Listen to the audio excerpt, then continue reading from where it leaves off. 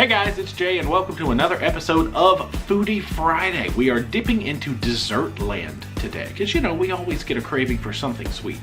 So we decided to look up something simple and easy, which is the world of mug cakes. Simply put, it's a cake recipe, usually microwavable, that you can toss in a mug, throw in the microwave, and just zap it. Super easy. Now today's video is a little bit different than most because normally I'll find a recipe, tweak it a little bit, and just present it to you when it's near perfect, you know what I mean? But what I've done today is found 3 chocolate mug cake recipes. We're just gonna try them as is with a few minor tweaks and substitutions. Give them a taste test, see pros and cons, what we like best. The end goal is, you know how we love the chocolate mountain cake on a cruise. It's one of most everybody's favorite desserts and we do enjoy it, but we're trying to find, can we even get remotely close to that here at home? Side note, I am going to double these recipes, but as I call out the ingredients and I'll have the running list on the screen, it'll be the ingredients that you need in order to make one recipe, as it were. So, let's go.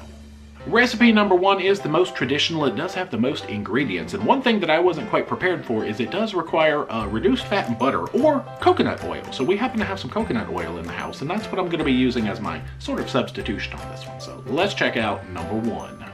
So we will start in a small bowl with 2 tablespoons of self-rising flour, and again, of course, I am doubling this on the spot. 1 tablespoon of granulated sweetener. We happen to have Splenda lying around. 2 teaspoons unsweetened cocoa powder, or you can do 3 teaspoons if you like a darker, richer cake, and that is the option we took. 1/4 teaspoon baking powder, and a pinch of salt. Whisk that to combine. And to this, we will add our melted reduced fat butter, or in our case, melted coconut oil. 2 tablespoons of unsweetened almond milk, or go with 2.5 if you did the step with the extra cocoa powder like we did. 1/8 teaspoon vanilla extract, and about 1/2 tablespoon of mini chocolate chips. We're gonna stir all this together and get that blended well. Since our recipe is doubled, we'll split that up into 2 mugs, and you don't have to use Christmas mugs, but you know, that's just what I found. And we will toss about another 1/2 teaspoon of chocolate chips on top. You take that, jam it in the microwave for about 40 seconds on high. Your cooking time may vary. Our microwave is 1600 watts, but you can kind of check the center for doneness by poking at it. And there you go, it poofs up into a nice cakey consistency.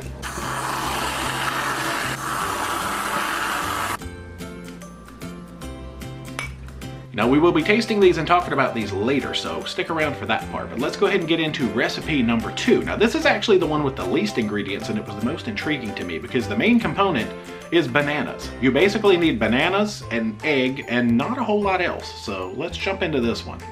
So in a small bowl, we will add 1 medium banana per serving that we would like, as well as 1 whole egg, 1 tablespoon of unsweetened cocoa powder, and 1 packet of sweetener. So again, we have Splenda around. You just kind of mash all of this together in a bowl. A little difficult to work with the bananas to get them all smushed in there, but just keep working at it. It's a good arm exercise. Pour that into your mugs and microwave it for 2 minutes on high. And you can see that poofs up into a nice little cakey consistency as well. I was surprised by that because there's not a whole lot of like powdery, floury stuff going on, but it did work.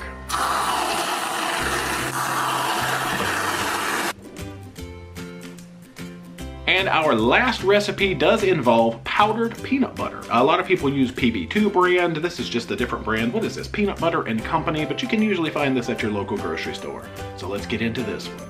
In a small bowl, you will add 2 tablespoons of powdered peanut butter per serving, 1 tablespoon unsweetened cocoa powder, 2 tablespoons of warm water, 1 egg white, 1 teaspoon of canola oil, or I had vegetable oil, it should be about the same, 1 teaspoon vanilla extract. Now the original recipe called for 1 teaspoon of agave, but I substituted maple syrup and it worked pretty well. And 1/4 teaspoon of baking powder. Just put all that in your bowl, stir it together until it is combined and smooth. Divide into your mugs and microwave on high for about 60 to 90 seconds, or until it feels done in the center. I'll say at least maybe about 80 seconds. And there we go, nice poofy, cakey consistency.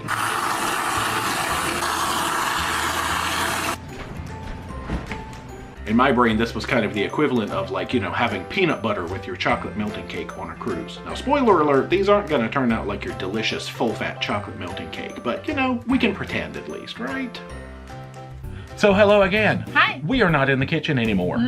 Rarely does a Foodie Friday video leave the kitchen. But anyway, I wanted to bring Dee in on this because we have spent a few days over the course of the past week testing, trying, and tasting these mug cakes. We have not eaten them all in one day. So. No, that would be a lot. But we did try all three. So just overall impressions. The first one that we made was obviously the one with the flour. Right. And the chocolate chips and all of that stuff. It was my favorite. Yeah. I think, well... Am I allowed to you jump ruined right the surprise. Oh, no, it's fine. It was really good. It had you can the edit that best. out. No, it had the best texture overall. I'm gonna say. Now the thing is, we tried it again actually without chocolate chips, and of course it wasn't as good. I mean, chocolate chips make everything better. They're like baby chocolate chips. Yeah, because we figured it wasn't a fair comparison. The first one had chocolate chips, and none of the other ones did. But you know, in a fair match without the chocolate chips, it still ended up being our favorite. The thing I noticed is it's obviously going to taste like the sweetener you used, and obviously using Splenda, I said obviously a lot. It obviously tasted like Splenda. My sister suggests monk fruits. Yeah, there's lots of or like coconut sugar. There's all kinds of sugar substitutes. Even a stevia based one probably wouldn't taste like Splenda, but that's what we had in the house. Heck, you can use sugar, just more calories. Trying to be healthy now. Oh, well, whatever. Yeah, but that one ended up being our favorite, spoiler alert. So number 2 was the one that was actually just made with bananas and very little other filler. Banana and egg? Yeah, there was egg in it. Yeah. Now, surprise, it tasted like banana. It wasn't bad. It reminded me like of a very moist banana bread. Kinda. Like it definitely, if you don't like banana, you would not like it because it definitely tastes like banana. It was definitely a soggier texture. Like it never dried out like a cake. In my mind, it was a little bit more like a bread pudding. Yeah, that's a good comparison. Yeah, so if you're off put by kind of like that dense, moist, heavy consistency, you probably wouldn't like that one. We tried that one again on a different night and actually microwaved it 30 more seconds past the recommended time to see if we could dry it out and cook it a little more. No. It ended up being the same consistency. I wonder if we refrigerated it though. Maybe, like you could do... Because you're eating it warm is a little weird, but... I feel like it would still be, so you gotta figure out some way to dry it out. It was good. It tasted like bananas, and if I would eat it again. Yeah, if you like sort of a banana bread pudding, you would really enjoy number 2. And it was so simple because it required the least number of ingredients. True. The third one was the one with the peanut butter powder. What else? It was peanut butter powder, egg white, and all of that. And no flour. That was our second favorite. Yeah, right? it was good. The flourless option. I don't know. Yeah, I was going to say health-wise, I don't know flour versus peanut butter powder versus all of that. But that one was good too. So that was definitely our second choice overall. We tried that one again actually later on. What did I do to change the recipe? Chips in it. Oh yeah. But it was weird because they didn't when you do something with flour, they kind of suspend the chocolate chips in it. Since this didn't have any flour, they kind of melted into it. So I still like the first one better because you get the little crispy chocolate chip bits. And this one, it was all melted and you couldn't really tell they were in there. Yeah, that was weird. But yeah, so even with the chocolate chips, because we did like chocolate chip number 1 recipe versus chocolate chip number 3 recipe, and we still like that first recipe best. I think it's just because it keeps them it's the most more substantial. Right, and the chocolate chips stayed on top. But that first recipe obviously is the most traditional. It has flour, it has baking powder, and it made the best cake, I would say. But really, none of the 3 options were bad. No, and they're all healthy because I do Weight Watchers, and I think it was like 3 points. The recipe number 1, I think, was 2 points. 2 points. Oh wait, no. We added chocolate chips. Yes, recipe number 1 with chocolate chips was 2 points, and if you took them away, I think it was only 1. So if you know Weight Watch, that is fantastic for a dessert. The banana recipe was 0 points. Yeah. And then the